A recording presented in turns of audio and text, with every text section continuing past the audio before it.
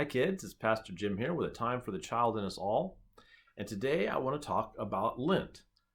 Not the fuzzy stuff that sticks to your clothes or comes off your clothes and collects in the dryer, but a season. It's the season of 40 days that leads up to Easter. It's a time of getting ready to celebrate what Jesus did when he died on the cross and rose again. The word Lent could also mean loan, if I let somebody borrow something, I say I lent it to him.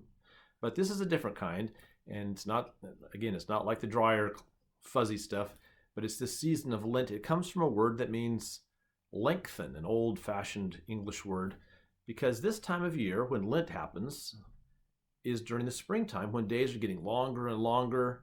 In the wintertime, the days are kind of short. It gets dark early, and the sun doesn't come up comes up late and sets early. But in the summertime, the days are long. The sun comes up really early and stays up a long time, so you can play outside much later. And this is the in-between time when the days are getting longer, and so they called it a lengthening time, which means that the days are growing.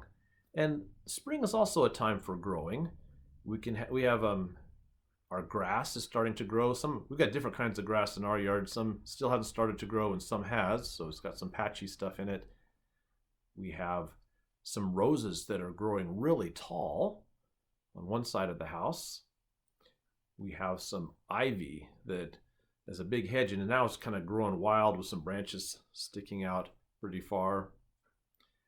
And then over on the patio, we have some grass that's just or some weeds, some pretty little weeds that are growing up all over the place, and it's even coming up between the stepping stones. Makes the kind of green lines in between everything. So that's growing.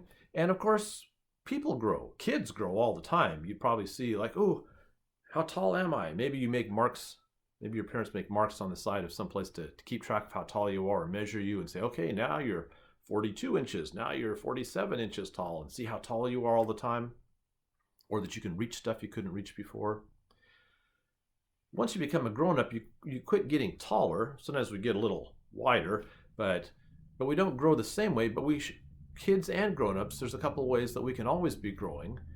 We can always be growing smarter because we can learn stuff. You go to school and you learn things, but even when you're out of school, we're grown-ups, we can keep learning stuff all the time by reading, by studying, by just paying attention to things, by listening to other people. We can also grow to be better people. We could grow kinder. We could become more honest, more helpful, more filled with love. We can become better people. We can grow better.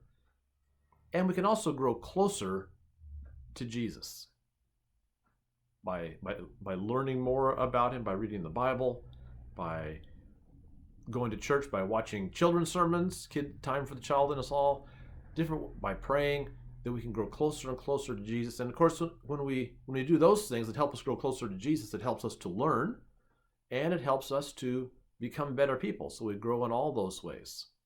So I hope that you have a good growing time this spring. We love you. Bye.